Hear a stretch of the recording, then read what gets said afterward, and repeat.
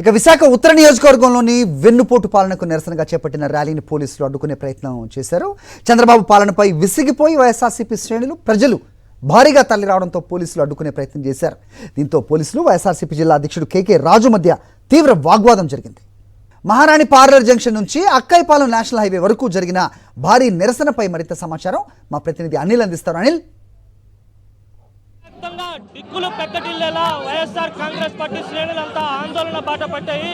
చంద్రబాబు వెన్నుపోటుకు 2 ఏళ్ల కార్యక్రమంలో భాగంగా పెద్ద ఎత్తున నిరసన ర్యాలీలు నిర్వహిస్తున్నారు.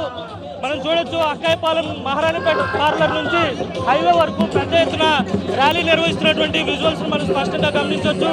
జిల్లా పార్టీ అధ్యక్షుడు కేకే రాజు ఆధ్వర్యంలో పెద్ద ఎత్తున నిరసన ర్యాలీ అంతా జరుగుతుంది. వేలాది మందిగా వైఎస్ఆర్ కాంగ్రెస్ పార్టీ శ్రేణులు ఈ ప్రభుత్వంపై విసిగిపోయినటువంటి ప్రజలంతా కూడా స్వచ్ఛందంగా ఈ ర్యాలీలో పాల్గొంటున్నారు. మనతో పాటు కేకే రాజు ఉన్నారు, మాట్లాడదాం. సార్, ప్రభుత్వం మోసాల్ని ఎలా చూడాలి? అధికారంలోకి వచ్చిన ప్రతిసారి చంద్రబాబు ప్రజలకు వెన్నుపోటు పడడం అలవాటుగా పెట్టుకున్నారు. ఎలా ఈ రోజు చంద్రబాబు నాయుడు అసమర్థ పాలనతో ప్రజలిచ్చిన అధికారాన్ని వినియోగపరిచి రాష్ట్రాన్ని పరిపాలించడంలో విఫలం చెంది కేవలం ముఖ్యమంత్రి పీఠం కోసం అమలు కాని అబద్ధ హామీలతో ప్రజల్లో ఉన్న ఆశావాదాన్ని అవకాశంగా తీసుకుని ఈ రోజు చంద్రబాబు నాయుడికి వెన్నతో పెట్టిన విద్య అయినటువంటి వెన్నుపోటు ద్వారా ఈ రోజు రాష్ట్ర ప్రజలు వెన్నుపోటు పట్టడం జరిగింది. సూపర్ 6 అని, సూపర్ 7 అని గత ప్రభుత్వంలో జగన్మోహన్ రెడ్డి గారు చేసిన ఏ సంక్షేమ కార్యక్రమాన్ని కూడా మేము ఆపం. జగన్మోహన్ రెడ్డి గారి ప్రజలకు చేసిన మంచి మేలుని కొనసాగిస్తూనే ఈ సూపర్ 6, సూపర్ 7 అమలు చేస్తానని చెప్పిన చంద్రబాబు నాయుడు ఎన్నికల్లో గెలిచిన తర్వాత ఏరు దాటాక తెప్ప తగిలేసిన సందంగా ఈ రోజు ఈ రాష్ట్ర ప్రజలను వెన్నుపోటు పట్టడం జరిగింది.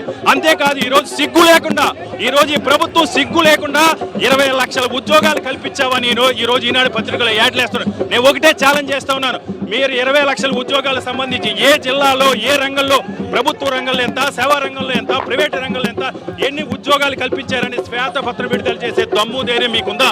అంతేకాదు, మీరు ఇస్తానని నిరుద్యోగ భృతి, ఆడబిడ్డ నిధి, 50 సంవత్సరాలు దాటిన మహిళలకు ఇస్తానన్న పెన్షన్ ఏమైందని చంద్రబాబు నాయుడు ప్రశ్నిస్తున్నాం. ఈ రోజు డిఎస్సి ద్వారా ఆ రోజు జగన్మోహన్ రెడ్డి గారు అధికారం చేపట్టిన 4 నెలల కాలంలోనే 1,30,000 మంది నిరుద్యోగ యువతి యువకులకి 1,00,000 సచివాలయ ఉద్యోగులుగా ఉద్యోగ అవకాశం ₹1 అవినీతి లేకుండా కల్పిస్తే ఈ రోజు చంద్రబాబు నాయుడు 3 లక్షల మంది డిఎస్సి అభ్యర్థులు జీవితాలను ప్రశ్నార్థకం చేసే విధంగా రేయింబౌళ్ళు కష్టపడి డిఎస్సి ఎగ్జామ్ రాసిన వారికి ఏ విధంగా చంద్రబాబు నాయుడు వెన్నుపోటు పొడిచాడు చూసాం.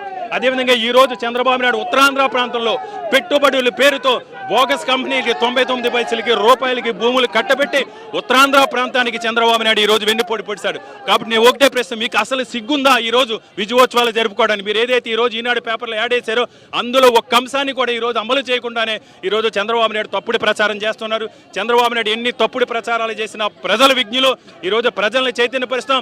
ఒక గౌరవప్రదమైన ప్రతిపక్ష పార్టీగా మా నాయకుడు జగన్మోహన్ రెడ్డి గారి ఆదేశాల మేరకు ప్రజాక్షేత్రంలో మేము ప్రజల పక్షాన పోరాడతాం. ఈ ప్రభుత్వం మెడలు ఉంచి ఈ అసమర్థ ముఖ్యమంత్రిని మేల్కొల్పి సూపర్ 6, సూపర్ 7 అమలయ్యే వరకు కూడా వైఎస్ఆర్ కాంగ్రెస్ పార్టీ పోరాటం కొనసాగుతుంది. మీరు చెప్పండి, అనేక అంశాల్లో ప్రజలకు వెన్నుపోటు పొడిచారు, ప్రతి సందర్భంలోనూ మోసం చేశారు. ఎలా ఈ రాష్ట్రంలో ఈ రెండేళ్లలో ముఖ్యంగా అసమర్థ పాలన, అవినీతి పాలన, రాక్షస పాలనకి ప్రజలే రోడ్ల మీదకి వస్తున్నారు. ప్రజలే ప్రభుత్వాలని కోల్దోస్తారు. ఈ రోజున సూపర్ 6 కాదు, ఎక్కడ చూసినా స్కాముల రాజ్యం. ఈ స్కాముల రాజ్యానికి వ్యతిరేకంగా ప్రజలు రోడ్ల మీదకి వస్తారు, ప్రభుత్వాన్ని కోల్దోస్తారని చెప్పి ఒక ఎంపీగా నేను చూడొచ్చు.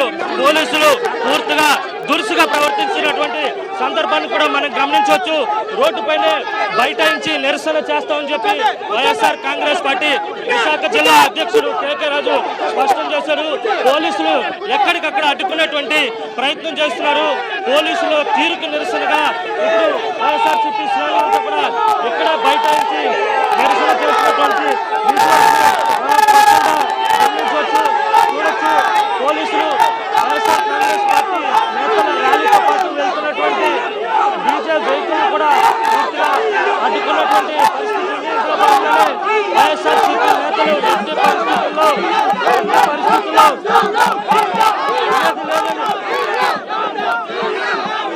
చూడొచ్చు. మనం వైఎస్ఆర్ కాంగ్రెస్ పార్టీ నేతలతో పోలీసులు దురుసుగా ప్రవర్తిస్తున్నారు. పరిస్థితి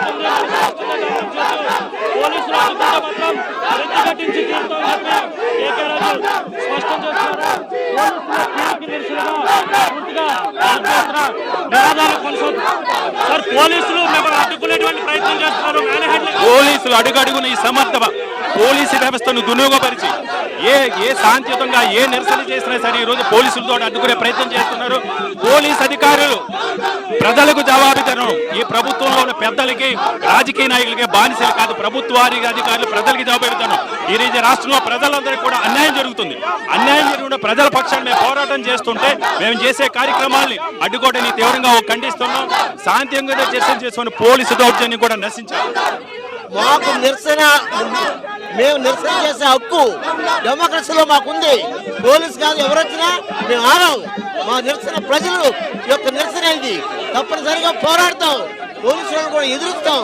తప్పనిసరిగా ఏమైనా సరే ప్రజల యొక్క ఆకాంక్షలు నెరవేరే వరకు ఈ పార్టీ పోరాడుతుంది. మొత్తం మీద పోలీసులు ప్రభుత్వానికి తొత్తులుగా వ్యవహరిస్తున్నారు. పోలీసుల బెదిరింపులకు అధిరేది లేదు. ఖచ్చితంగా నిరసనను మరింత ఉధృతం చేస్తామని వైఎస్ఆర్ కాంగ్రెస్ పార్టీ శ్రేణులు ప్రభుత్వాన్ని పోలీసుల్ని హెచ్చరిస్తున్నాయి.